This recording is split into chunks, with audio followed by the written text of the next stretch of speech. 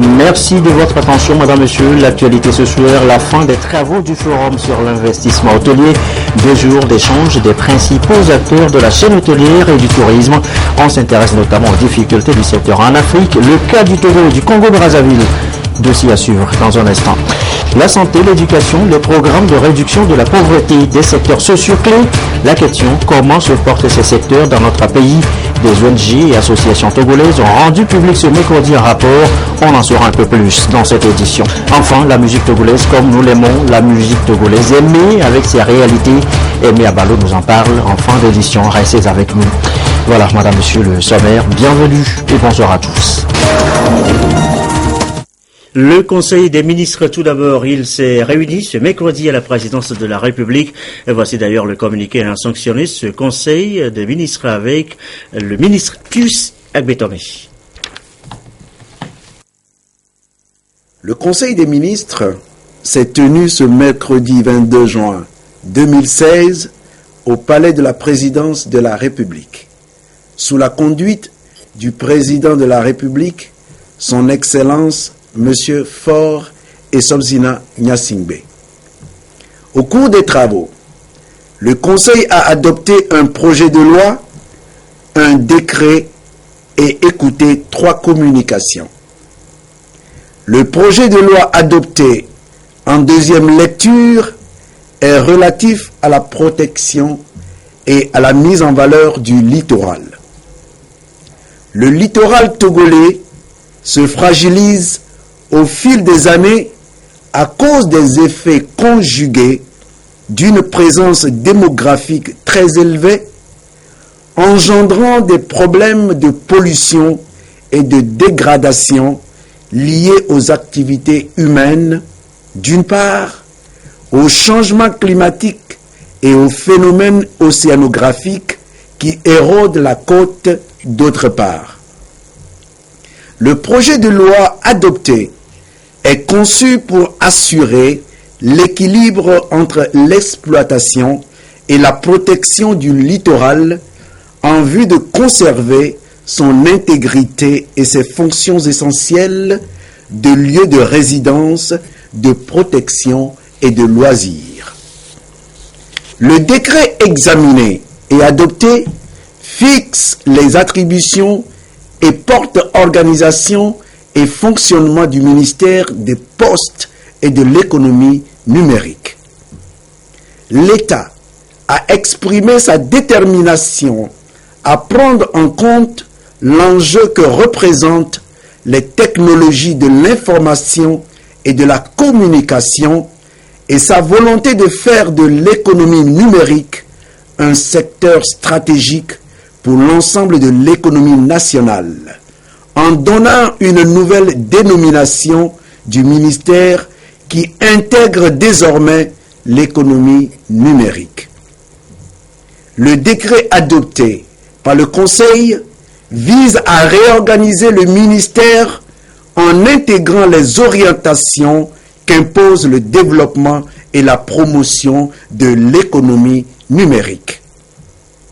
La première communication écoutée par le Conseil des ministres est relative au moratoire sur l'exploitation, l'importation et la réexportation des madriers du Pterocarpus erinaceus au Togo. Le constat a été fait que le vène, essence communément appelée Fotec, fait aujourd'hui l'objet d'une forte exportation vers certains pays asiatiques à partir du port autonome de Lomé. En effet, les opérateurs économiques nationaux, en complicité avec certaines entreprises asiatiques, utilisent les autorisations d'importation de produits forestiers ligneux régulièrement obtenus au Togo pour s'adonner sur l'ensemble du territoire national à l'exploitation illégale et excessive de cette essence qu'ils transportent nuitamment au moyen de tracteurs jusqu'aux frontières des pays voisins pour ensuite faire passer les produits comme s'ils provenaient de ces pays. Les rapports indiquent que sur les milliers de madriers saisis par l'administration forestière, environ 85% sont des faux tecs. Afin de limiter la surexploitation de cette essence, le Conseil des ministres décide la suspension provisoire de toute autorisation de coupe et d'importation de faux tecs sur le territoire national, ainsi que son exploitation et sa réexportation à partir du territoire national. Le Conseil impose un moratoire de 10 ans sur la délivrance des autorisations d'importation et de transport de madriers, de faux tecs des pays voisins et d'autres pays de la sous-région. La deuxième communication est relative au processus électoral consulaire. La Chambre de commerce et d'industrie du Togo, créée par la loi numéro 2007-006 du 10 janvier 2007, est un établissement public national à caractère professionnel doté de la personnalité morale et l'autonomie financière. Elle a pour missions essentielles de contribuer au développement économique en proposant au gouvernement toute mesure favorisant le développement des activités commerciales, industrielles et de services et d'assurer l'organisation ainsi que la représentation des personnes morales et physiques exerçant dans ces différentes branches d'activité auprès des pouvoirs publics et des autres partenaires économiques nationaux et étrangers. La Chambre de commerce et de l'industrie est composée de 2 organes élus, à savoir l'Assemblée consulaire et le bureau exécutif. Le mandat des 2 organes arrive à échéance en fin septembre 2016. Le Conseil a été informé du processus devant conduire au renouvellement de ces organes en octobre 2016. La troisième communication porte sur l'épidémie de méningite. Le Togo fait partie de la ceinture de méningite, bande de terre allant de l'Atlantique à la mer Rouge et comportant 26 pays. La population à risque est estimée à 430 millions d'habitants. L'épidémie de méningite, survenue au Togo en janvier 2016, a affecté 1820 personnes et causé 123 décès. 3 régions sanitaires ont été touchées par l'épidémie. Il s'agit de la région de la Kara, la région centrale et la région des Savanes.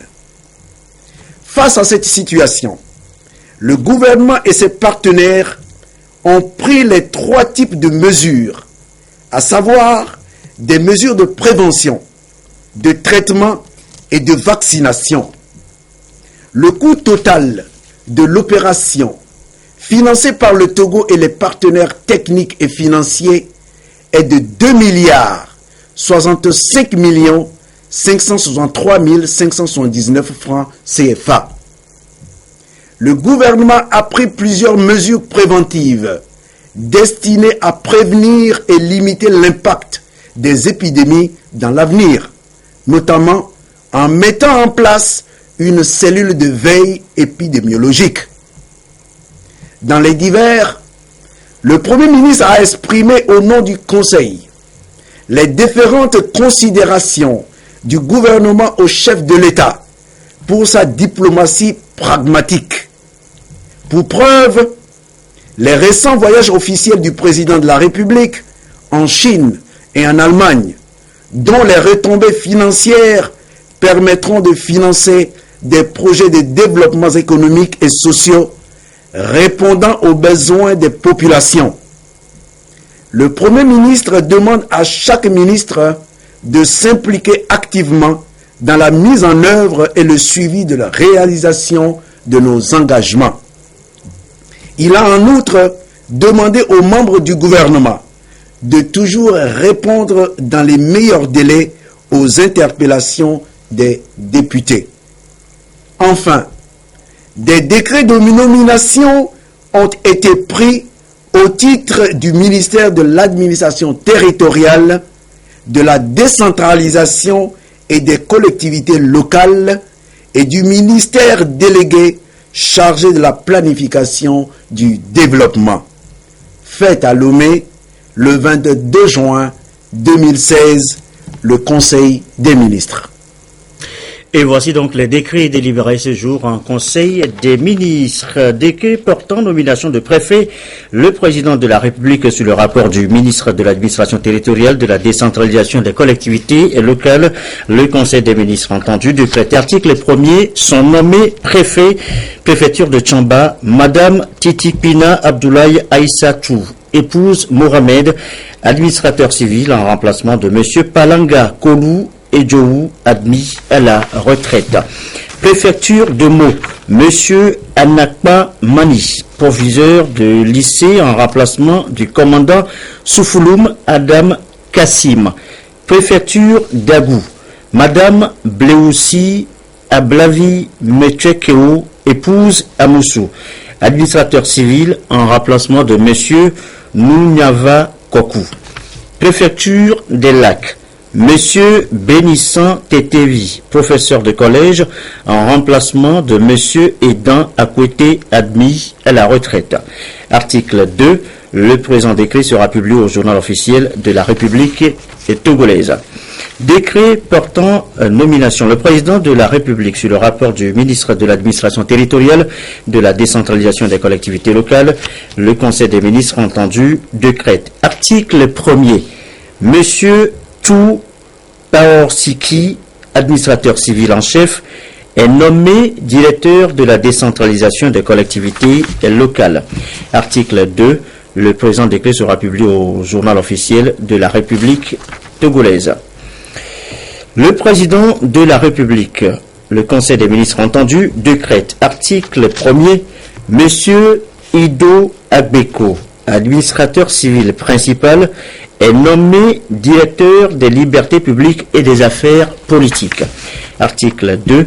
Le présent décret sera publié au journal officiel de la République togolaise. Décret portant reconnaissance de la désignation par voie coutumière du chef canton de Covier. Le président de la République, le Conseil des ministres a entendu décrète.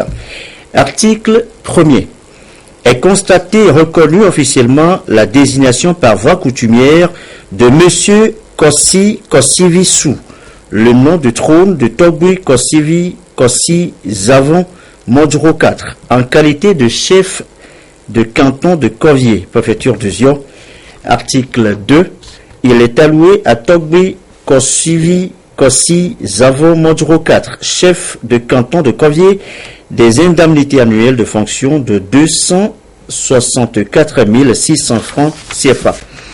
La dépense est imputable au budget général gestion 2016, session 410, chapitre 24, article 00-12, paragraphe 99. Article 3. Le présent décret sera publié au journal officiel de la République togolaise.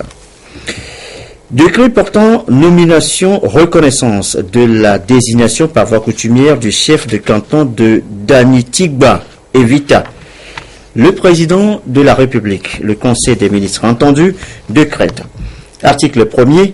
Est constaté et reconnu officiellement la désignation par voie coutumière de M.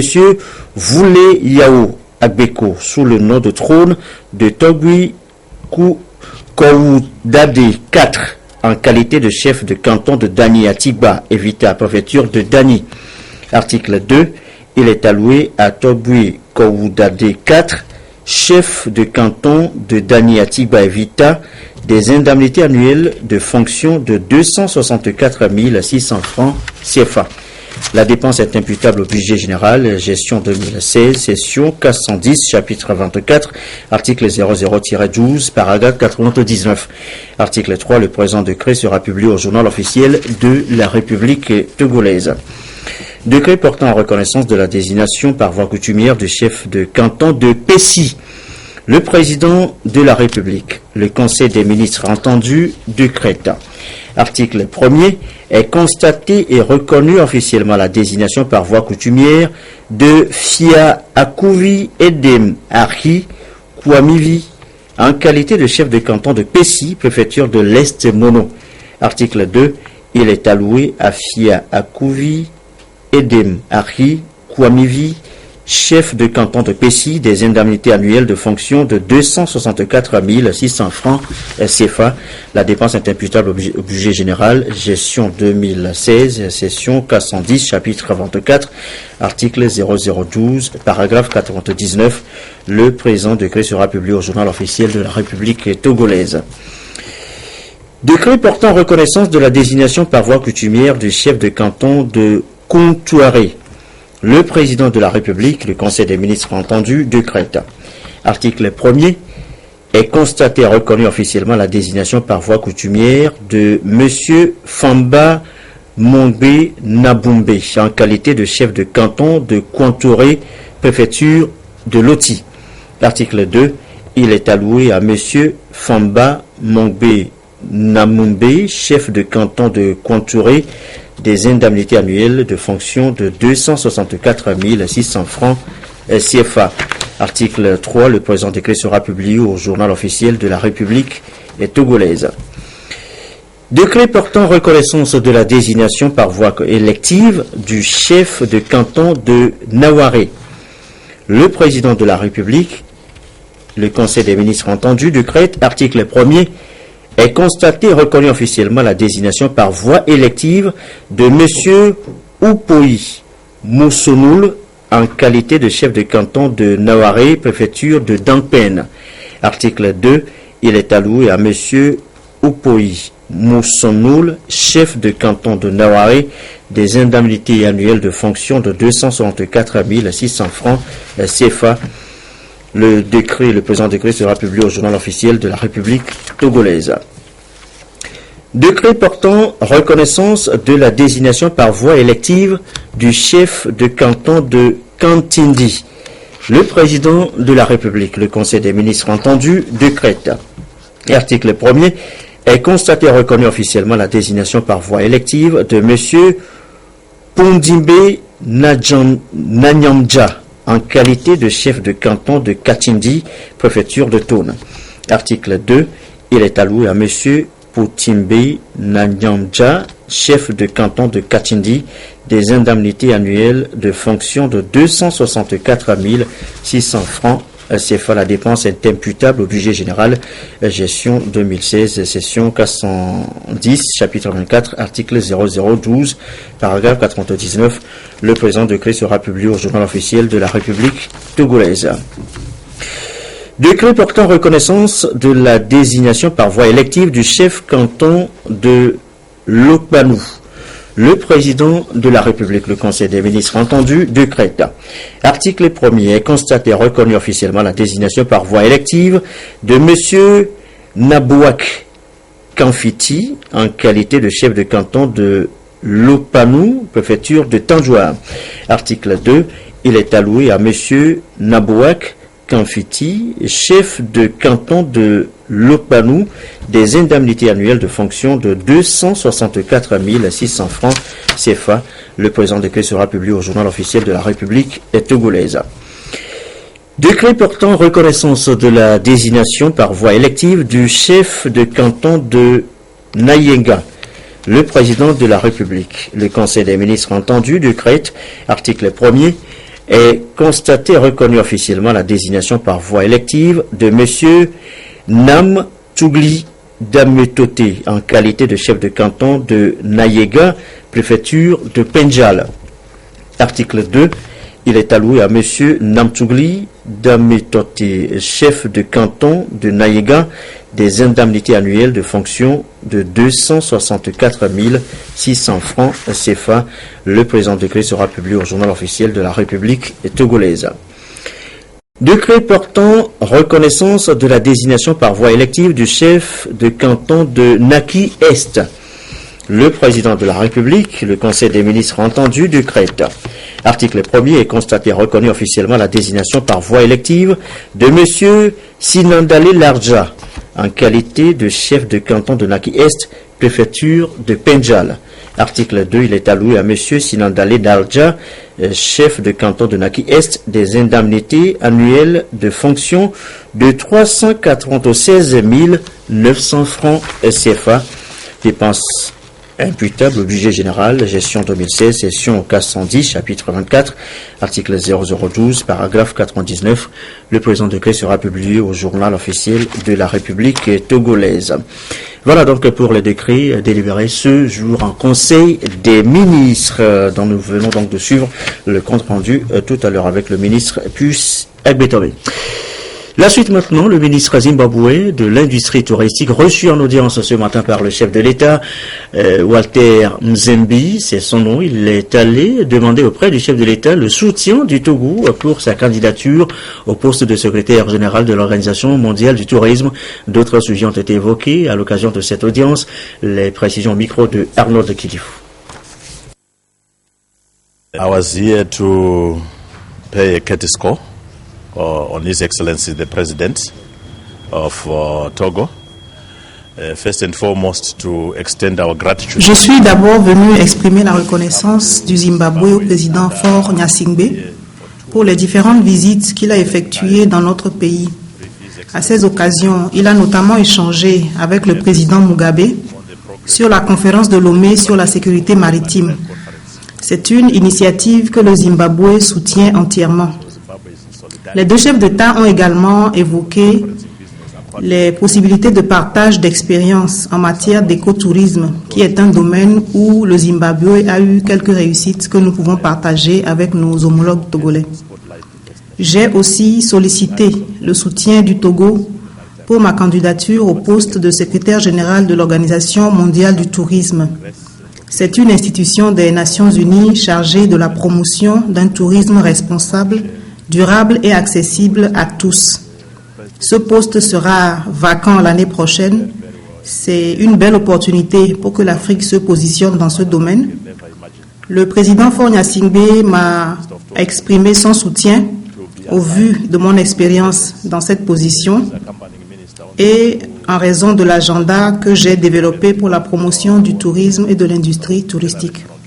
We need to produce one single candidate for both positions in order to enhance our chances as a continent. Et voilà, le ministre zimbabwéen du Tourisme, l'un des délégués au forum sur les investissements hôteliers dont les travaux ont pris fin ce mercredi à Lomé. Nous y reviendrons. En seconde audience, le chef de l'État, c'est avec Marcel de Souza que le chef de l'État a échangé. C'est le président de la commission de la CEDEAO. Les défis sécuritaires dans la sous-région, les accords de partenariat avec l'Union européenne ont été, entre autres sujets, évoqués. Marcel de Souza sur des propos recueillis, toujours par Arnold Kidifou. Je suis venu voir le chef de l'État pour lui faire le point sur l'évolution des dossiers au niveau de notre communauté, la CEDEAO, les 15 pays de la CEDEAO. Et donc, la dernière conférence des chefs d'État s'est penchée sur le domaine sécuritaire. Vous savez qu'il y a toujours des problèmes sur la sécurité en ce qui concerne la Guinée-Bissau, la situation des 15 ministres fondeurs et ensuite comment maintenir la paix. La conférence des chefs d'État avait décidé de retirer ECOMIB, qui constitue la force d'interposition, constituée de 680 membres. Et sur demande donc des chefs d'État, le mandat sera prorogé d'1 an. Et donc j'en ai informé le chef de l'État. Les accords de partenariat économique entre la CEDEAO et l'Union européenne constituent un problème majeur. Les chefs d'État en ont débattu. Et normalement, le dernier délai pour signer ces accords, puisque les pays européens ont déjà signé, mais il reste 2 États, le Nigeria et la Gambie, qui n'ont pas encore signé. Et je leur ai informé que j'ai rencontré le président Buhari, qui a dit que c'est une question de délai, mais délai jusqu'à quand? Et la Côte d'Ivoire et le Ghana disent que si on ne le fait pas, d'ici là, ils vont aller confirmer leurs accords intérimaires. Or, nous souhaitons que la région, y compris la Mauritanie, puisse garder le même front, pour que les accords qui comportent 2 parties, le renforcement de capacité en matière de commerce international pour respecter les normes, et l'autre partie, c'est les échanges au niveau des barrières tarifaires et autres. Alors, donc, à ce niveau-là, Je l'ai informé. Maintenant, il reste le tarif extérieur commun, qui constitue le sous-bassement même de notre union économique et douanière. Et 9 pays ont déjà mis en œuvre, il reste 6 pays. Donc ces 6 pays-là ont pris l'engagement, et avec la cession du président Johnson Sirleaf comme président de la conférence des chefs d'État, ils ont décidé que d'ici la fin de l'année, que tous les pays puissent pratiquer les mêmes tarifs. Alors je l'ai informé également de la réunion que nous tenons demain, le comité d'orientation d'orientation stratégique et de suivi que nous avons avec l'Union européenne.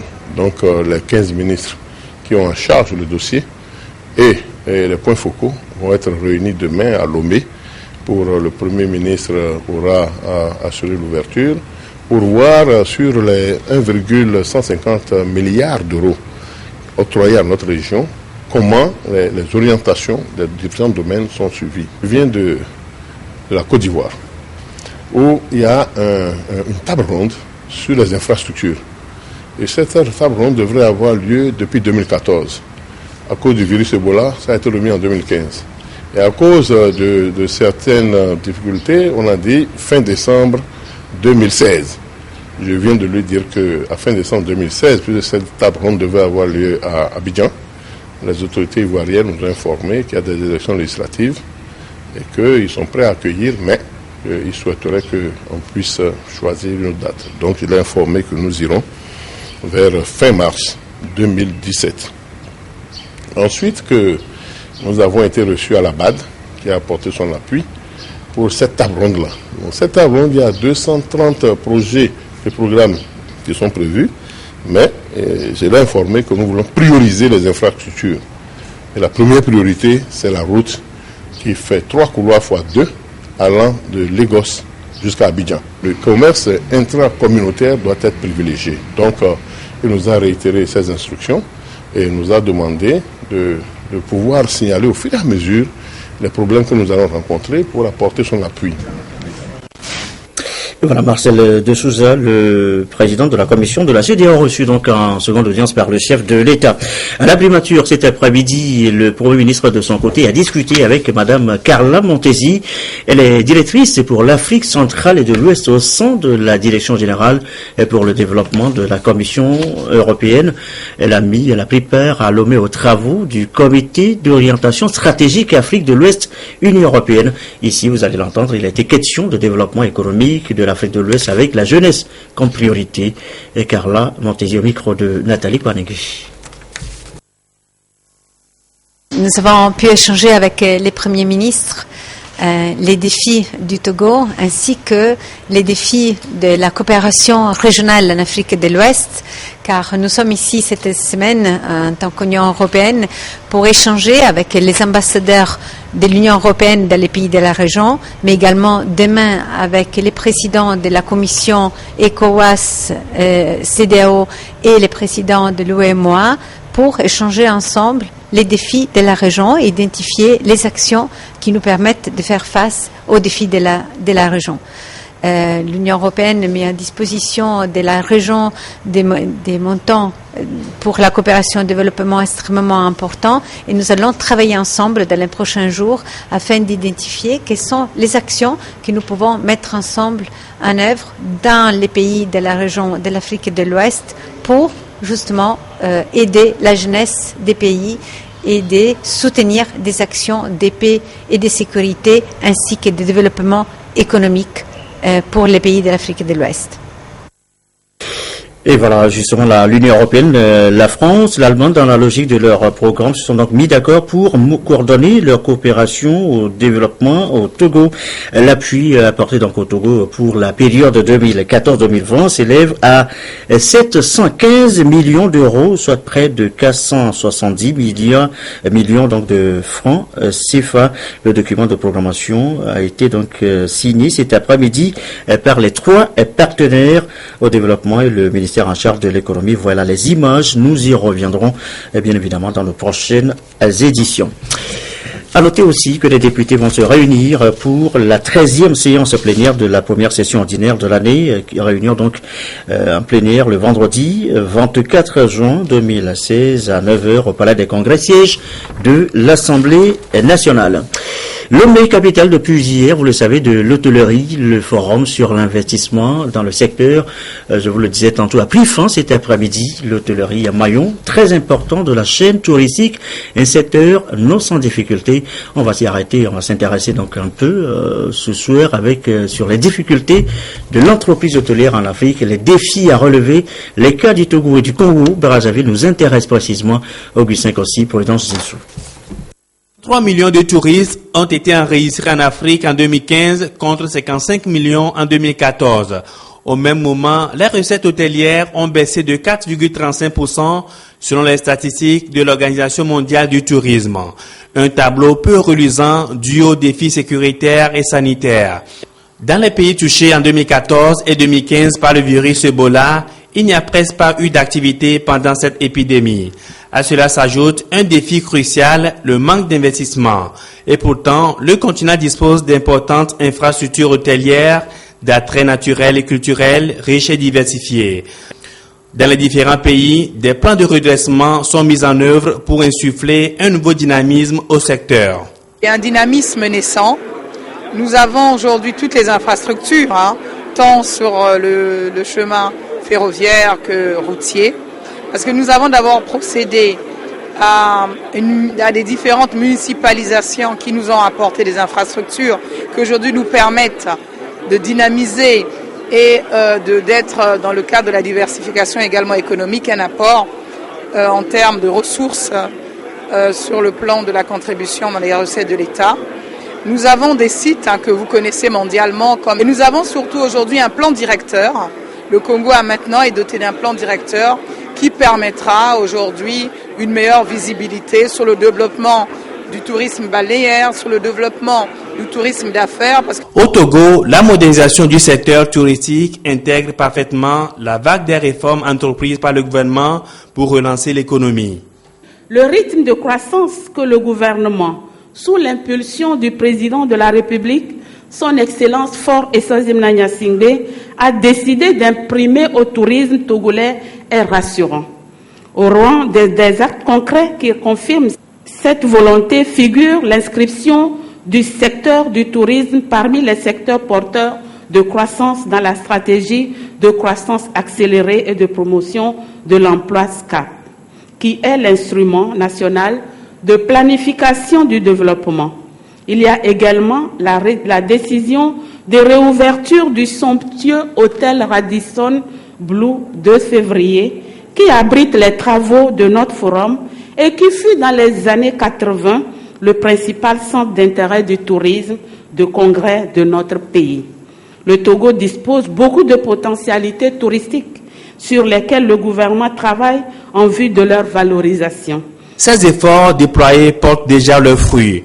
Le Togo a enregistré en 2015 303 000 touristes pour 26 milliards de francs CFA.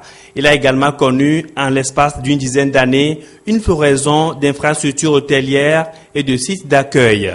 Reste maintenant que les investisseurs privés, surtout les banquiers, accompagnent cette volonté politique pour faire du Togo un pôle touristique qui pourra faire des émules dans toute la sous-région. Et ce soir, vous suivrez à partir de 21h30 un entretien réalisé avec Wolfgang Neumann, président et CEO du groupe hôtelier résideur. Entretien réalisé dans le cadre justement de ce forum sur l'investissement hôtelier à Lomé. Un peu d'exercice de 2009 à 2014. Combien de francs ont été consacrés au social dans les différents budgets de l'État? Les députés s'intéressent à la question. Les différents budgets sont analysés depuis ce matin. But de l'exercice, amener l'État à allouer plus de ressources aux secteurs sociaux. L'UNICEF est derrière l'initiative. Sonia Medico, Félix Simdacha. C'est un budget en constante augmentation de 84 milliards de francs CFA en 2009. Il est porté à 149 milliards de francs CFA en 2014, soit une augmentation de 117,4% sur 5 ans. Ces chiffres sont ceux relevés par le Centre autonome d'études de renforcement des capacités pour le développement au Togo dans son étude portant sur le budget alloué par l'État togolais au secteur social. C'est une avancée notable, mais des efforts sont encore attendus et l'implication des parlementaires est indispensable pour amener le gouvernement à faire plus pour le bien-être des populations et le développement du pays. L'objectif de cette séance et de cette rencontre avec les honorables députés est justement de présenter les résultats obtenus pour les sensibiliser sur le fait que même s'il y a eu effectivement une augmentation en termes de montant global consacré aux services sociaux, il y a quand même une diminution en termes de proportion pour tous les secteurs sociaux, que ce soit le secteur de la santé, le secteur de l'éducation, le secteur de l'action sociale ou le secteur de l'eau et de l'assainissement. Et que donc maintenant que nous avons cette opportunité où le mandat du président de la République est placé sous le sceau du social, de partir sur cette base pour qu'une plus grande allocation de ressources du budget de l'État soit donc faite aux secteurs sociaux. Pour le 4e vice-président de l'Assemblée, la présente analyse est une invite aux parlementaires à plus de vigilance sur l'investissement dans le domaine social, domaine dans lequel le gouvernement met un accent particulier pour atteindre les objectifs fixés au niveau de la SCAP. L'amélioration des conditions de vie de nos concitoyens en général et celle des plus vulnérables en particulier doit être notre souci quotidien et l'objectif principal de notre engagement politique. C'est conscient de cet impératif que notre pays a fait de la promotion des secteurs sociaux un domaine prioritaire de sa stratégie de développement et le concept si chèrement togolais de développement à la base trouve ici sa pleine justification. Le choix du président de la République, son Excellence Faure Issa Ozimena Gnassingbé, de placer son mandat à court sous le sceau du social illustre sa détermination à œuvrer davantage à la satisfaction des besoins sociaux de la population togolaise. L'étude menée par le CADERT a été réalisée avec l'appui financier de l'UNICEF engagé à soutenir les actions de l'État pour lutter efficacement contre la pauvreté, les disparités sociales et la vulnérabilité de la population. Et voilà qui me fait à cette édition. Je vous donne lecture de ce communiqué avant de la refermer. Le directeur du Fonds d'aide à la culture porte à la connaissance de tous les artistes et promoteurs et acteurs culturels de Lomé et de ses environs qu'il est organisé à leur intention une réunion d'information sur le contenu de la feuille de route du Fonds exercice 2016 le vendredi 24 juin 2016 à 10h précises dans la salle de conférence du ministère de l'Environnement et des Ressources forestières. La présence de tous est vivement souhaitée. Voilà qui met donc fin à cette édition de ce soir 20h. Je vous souhaite une très belle soirée.